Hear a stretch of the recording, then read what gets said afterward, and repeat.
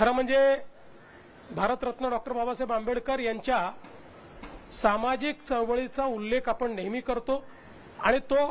सर्वार्थाने अत्यंत महत्त्वाचा आहे। पण तो उल्लेख करत असताना अनेक वेळा त्यांचे वेगवेगळ्या क्षेत्रातले जे काही कॉन्ट्रीब्युशन्स आहेत ते कुठेतरी मागे पडतात आणि म्हणून केवळ एक विषयावर या ठिकाणी मी बोलणार आहे आणि ते म्हणजे त्यांनी जो भारताच्या अर्थकारणाला एक प्रकारे जी दिशा दिली ती अत्यंत महत्त्वाची आहे। याचं कारण आपल्याला कल्पना असेल की भारतरत्न डॉक्टर बाबासाहेब आंबेडकरांनी लंडन स्कूल ऑफ इकॉनॉमिक्स मध्ये ज्यावेळी डॉक्टर ऑफ सायन्स ही पदवी मिळवली त्यावेळी त्यांचा प्रबंध हा जो काही आपल्या रुपया आहे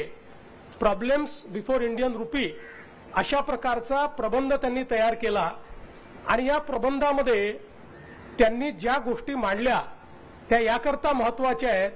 की त्यानंतर त्या प्रबंधात त्यांनी असं सांगितलं होतं की भारतामध्ये एक सेंट्रल बँक असली पाहिजे, त्याशिवाय भारतामध्ये बँकिंग हे आपल्याला करता येणार नाही। दुसरं त्यांनी सांगितलं होतं की वर्षानुवर्ष आपल्या करन्सीचं म्हणजे चलनाचं सिल्वर स्टँडर्ड आहे ते संपवलं पाहिजे आणि गोल्ड स्टँडर्ड केलं पाहिजे। आणि तिसरं त्यांनी हे सांगितलं होतं की विनिमय दर बघू नका, करन्सीची पर्चेसिंग पॉवर बघा। आणि त्यानंतर ज्यावेळी बँकिंग व्यवस्थेच्या संदर्भात हिल्टन यंग कमिशन तयार झालं आणि ते भारतामध्ये आलं त्यावेळी त्या कमिशन समोर सर्वात विस्तृत साक्ष ही भारतरत्न डॉक्टर बाबासाहेब आंबेडकरांची झाली आणि ती साक्ष झाल्यानंतर हिल्टन यंग यांनी आपल्या अहवालात डॉक्टर बाबासाहेब आंबेडकरांच्या या पुस्तकाचा उल्लेख करून आणि त्यांच्या साक्षीचा उल्लेख करून त्यात हे लिहिलेलं आहे